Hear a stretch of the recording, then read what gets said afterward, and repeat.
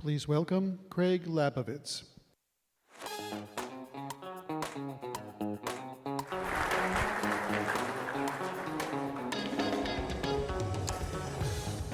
Great. Good morning. Shifting gears a little bit, this morning we'll talk about botnets and why you and everyone in the room should fear the botnet. So for the most part, the last 10 years, vendors have put up slides showing DDoS attacks going up on an exponential curve. And what is really remarkable about this graph is that DDoS is exponential in terms of the peak, the number of attacks, the amount of money spent on extortion, and this is despite billions of dollars of investment. DDoS is, depending on what analyst you believe, a $3 to $4 billion market, growing at 13 to 18% CAGR. And despite this massive level of investment, DDoS is continuing on an exponential curve. So if nothing else, this slide hopefully helps convince you that we are unlikely to spend our way out of the DDoS problem. So if we can't spend our way out of the DDoS problem, perhaps the solution is more laws and legislative action and more arrests.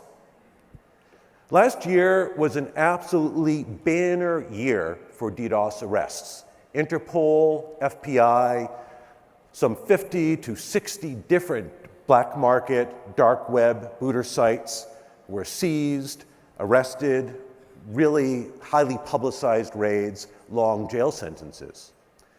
But despite all of this really aggressive law enforcement action over last year, DDoS and attacks continue on an exponential curve. So it's unlikely we're going to legislate our way out of this problem.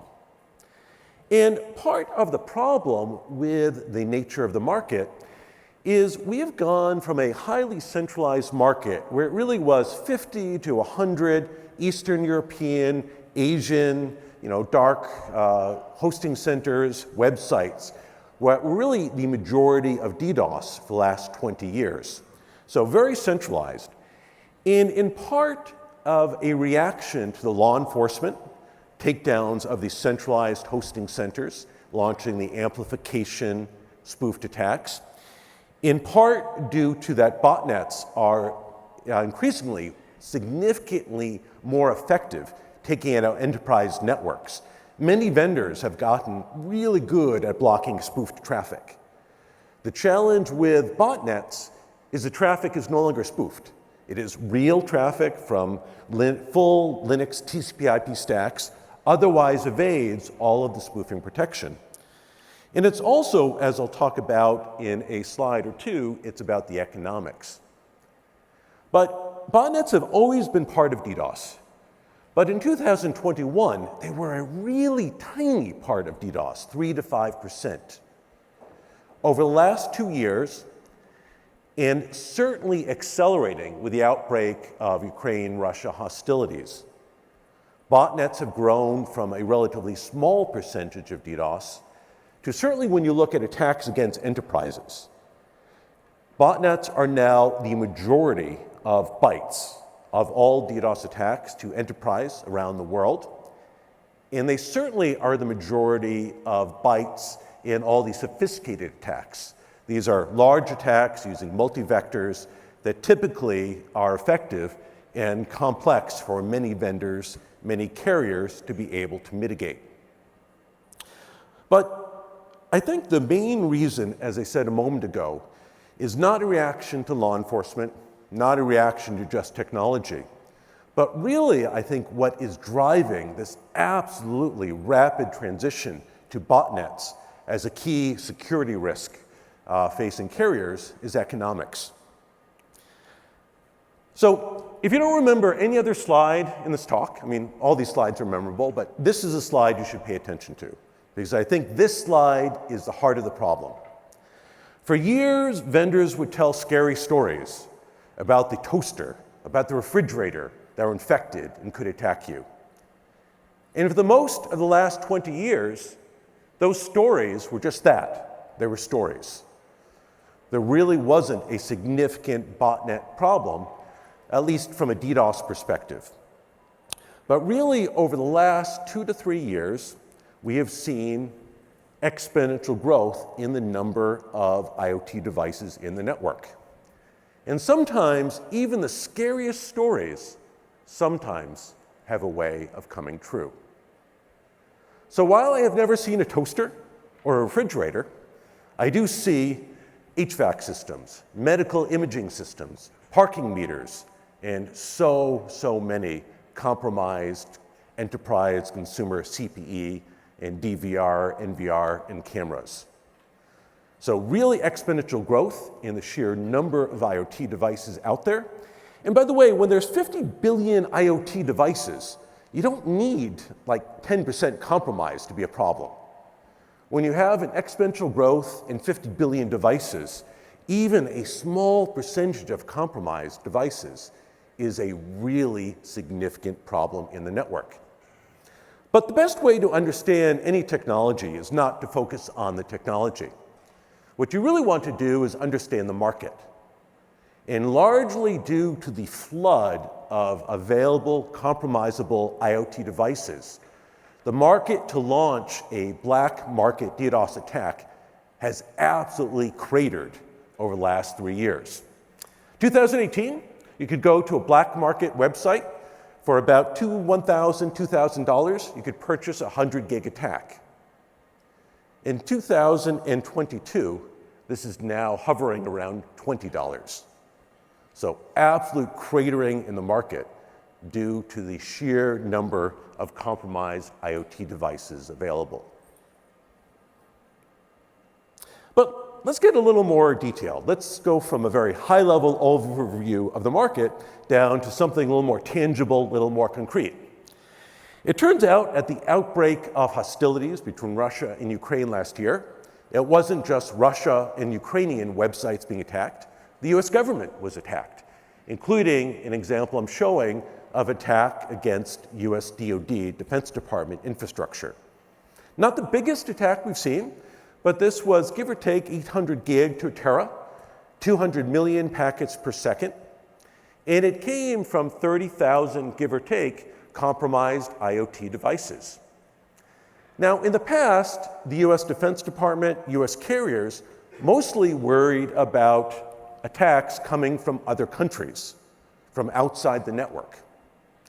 60% of this attack was from you. I mean, not you directly, but from your compromised customers, enterprises, IoT devices.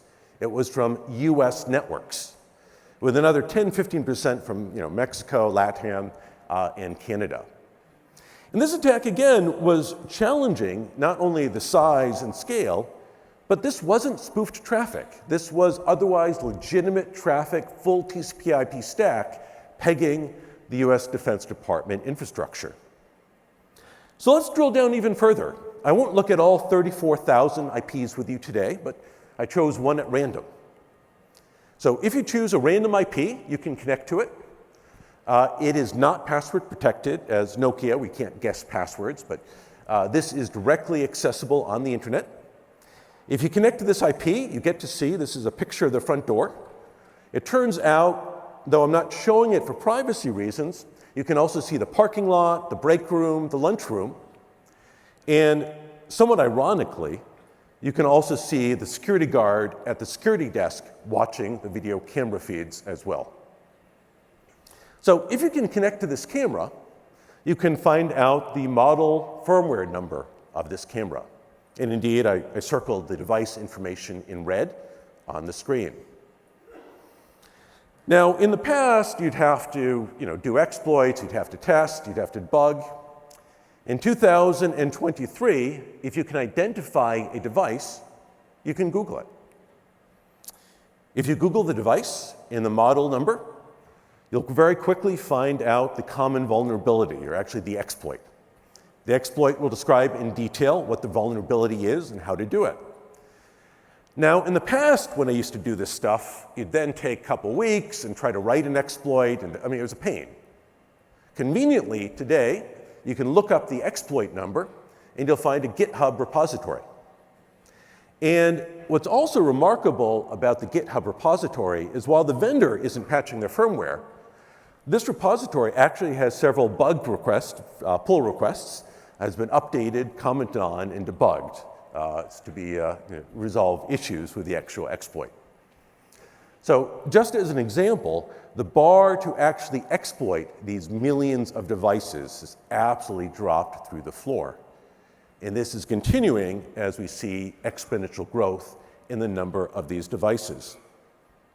So maybe the issue is we're not going to spend our way out of the problem. We're not going to have law enforcement solve the problem for us. Maybe as an industry, we just need to write better code. As a former academic, I spent the better part of 20 years reading papers on formal methods and new languages and memory safe, and always the next thing would give us that safe code. But I don't think that's going to happen either. If you look at just about any graph of the number of new vulnerabilities each year, the trend is not in the right direction. So these are new exploits, vulnerabilities each year. This graph, by the way, is not cumulative, right? This is just the new exploits each year on top of all the other exploits that were out there last year. We are absolutely losing the battle with quality code, particularly with IoT devices and other end systems being compromised. But all of what I've said so far is not what I think concerns me and others in the security industry the most. The next two slides are the things that really are causing us within the industry to be concerned. For many years, vendors would also tell stories about, government and APTs and nation states involved in attacks. And while we have seen APTs, used in uranium processing and other vulnerabilities, typically there wasn't clear evidence nation states or nation-sponsored affiliated were involved in DDoS attacks. That changed in 2022. In 2022, we saw a range of attacks, given the nature of attacks, size, scale, including other intelligence information, that these attacks were absolutely or most likely related to state actors, state-sponsored actors. And the reason that this is significant is that for the most part, DDoS has been a mom-and-pop, small gang activity. For the most part, if you actually look at graphs of DDoS activity, most botnets were, it was not like one criminal organization owned all the bots in the internet. Typically what we've seen is 3,000, 5,000 used in individual attacks. We never really saw hundreds of thousands. We never saw 80,000, 120,000, 150,000, all used in attacks until last year. At the start of the outbreak, we saw botnets on a scale, number of devices, and it was not just a scale, but these were botnets we had never seen before. These were botnets that someone, likely, again, state-affiliated, had kept under wraps for just this occasion, had husbanded tens of thousands of new botnets for just this occasion. And the challenge with this, as I'll talk about in the upcoming slides, is not just that state actors are involved, but it really is the scale and the potential number of botnets, where the amount of traffic they can husband is not just hundreds, but getting into the multi-terabits, where it's not only enterprises at risk, but backbone infrastructure, entire carrier networks, as well as nations. But actually, this slide isn't actually the one that concerns me the most. The next slide is what really keeps me up at night, or where I think we really have a problem. Everything else might have been manageable. We might have been able to spend our way, legislate, write better code out of the problem. But the single biggest threat to the internet is nothing I've shown you so far. The single biggest threat is you, or your networks, and actually your marketing departments. For most of the last 20 years, almost all upstream traffic was highly asymmetric. And if you look at graphs of botnets, they're beautiful. You'll see hundreds of thousands of botnets just peaking 24 hours a day, 10 megabit upstream, using all the upstream bandwidth. And as long as all the botnets just remain 10 megabits, maybe the problem is still manageable. But over the last year, certainly 2-3 years, every major vendor, and I'm not going to pick on anyone individually, everyone has announced 1 gig, 10 gig plans. And I cynically view this as a marketing effort, mostly because if you talk to these carriers, they all want to maintain ARPU. So they all need to show additional value. And somewhat cynically, all the carriers believe there is no application that would ever use 1 gig upstream, no application that would ever use 10 gig upstream. And they are close. They are so close. It turns out there's actually only one application that will use 1 gig upstream all day, every day. And that, of course, is thank you. You're a very quiet audience. It's botnets. So this is an absolute inflection point in the network that changes everything.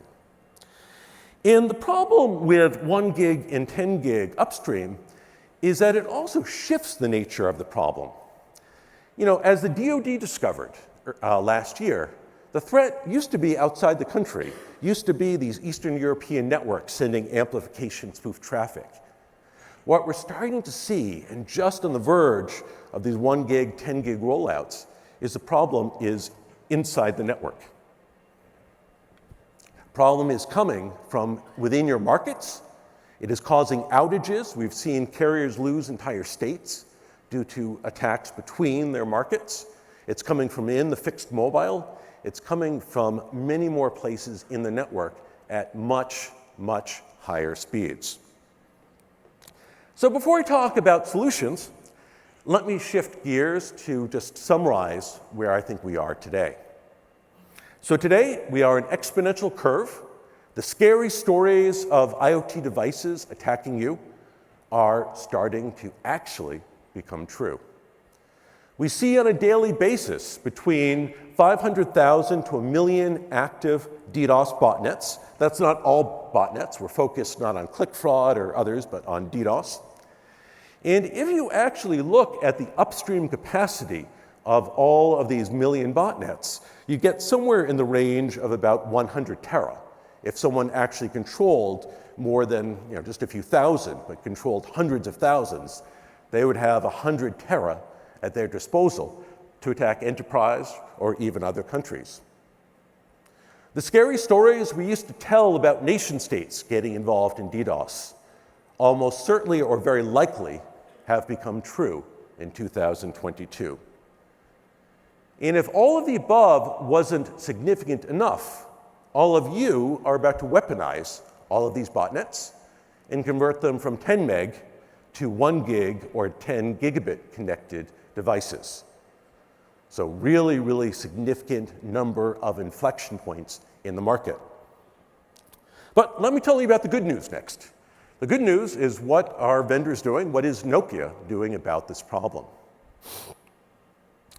Well, going back to 2018 with the launch of FP4, Nokia has believed very, very strongly that security and DDoS can't be something you first build a network and then decide, I'll now add security to it.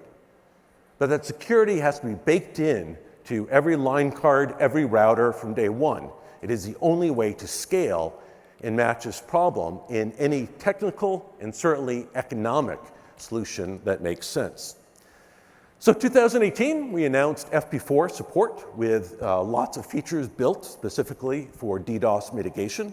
We're now, as I'll show, deployed in the market, in production, mitigating dozens or hundreds of DDoS attacks daily on the FP4 platform. In one of our first announcements this morning, we're also announcing today future support for FPCX, where no longer can you just mitigate DDoS on your peering or a large volume edge, but you can go deeper into the network, whether it be into the fixed mobile, aggregation, other parts of the network where FPCX may be more appropriate. So I'll have more announcements about that in upcoming SRX. But the announcement I think I'm most excited about this morning is the DMS-1. The DMS-1 is a Nokia dedicated scrubber. This is a scrubber designed to live in data centers where you can off-ramp traffic and on-ramp traffic across the network. It is built on the FP5 SR platform, special OS build, customized for some of the features we needed, 2.8 tera. It is by far the most scalable, economic DDoS solution in the market, bar none today. And it will block all known volumetric DDoS today and field expandable, both hardware and software, to block upcoming and future range of attacks. Now, as I said, the DMS-1 is really designed to provide flexible deployment options. In many networks, we have FP5, FP4 deployed along the peering edge, and many providers are choosing just to use their peering routers to block all DDoS. There are other networks where they don't have a complete Nokia solution on the edge, where they either, because they don't have capable routers across the edge or heterogeneous routers, they can off-ramp traffic to the DMS for that remainder of traffic. It also may be through security policy reasons, where some providers just, as policy, don't install filters on their peering routers. So DMS-1 provides a very flexible data center off-ramp, on-ramp scrubbing model to accommodate a broader range of network deployments. We're also announcing an updated engine for the Nokia Defender product at this SRX. It's called the Mitigation Compiler Engine.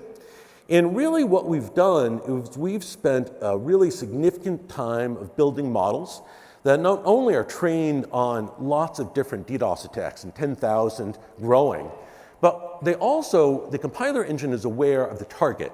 And by target, I mean it understands third-party vendors, the really sometimes idiosyncrasies of how the ACL implementation works, the programming works, all the vagaries that aren't, everything in between the lines of ITF standards. It understands and will implement highly efficient mitigation rules on both DMS, Nokia routers, and also third-party routers. And it's super effective at blocking all of these 10,000 attacks. Another technical bit that I'm really excited about is SPM. For years, if you did DDoS detection, you really had two challenges. One is most DDoS detection relied on NetFlow. NetFlow typically, depending on the vendor, is a cache-based solution, meaning it has a cache timer. And the cache timers were 10, 30, sometimes 60 seconds. So there always was some element of delay built into responding to DDoS attacks. The second limitation of IPFix is that it tells you about the IP header, but it won't tell you anything about DNS and NX domain floods or other types of application attacks. With SPM, we had a feature implemented in SROS starting last year, now available and taking advantage of in latest Defender, where you can set up SPM to encapsulate packet samples with an IP header, including administrative information about what the interfaces were, about what the router did with the packet, and it will send it without requiring, typically you needed to do you needed really complex setups to get packets. This is a very inexpensive, highly scalable mechanism to get real-time, low latency, both IP header and payload information.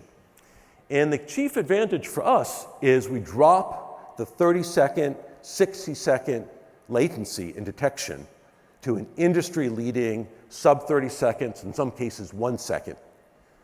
And we're using this technology as a platform to go well beyond any other vendor doing NetFlow-based detection to detect a range of application DDoS directly on your peering edge without requiring the traffic to be first off-ramped.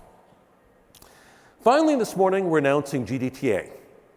Many of our customers have asked for visibility not just into attacks when they're attacked, but the management of their networks often wants to know, will they be safe with the next type of attacks? Can they actually see over the horizon and have visibility into what's happening in the rest of the industry?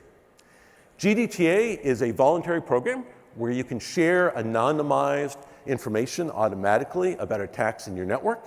In exchange, you get to see information about those attacks, some summarized information for both you and your management.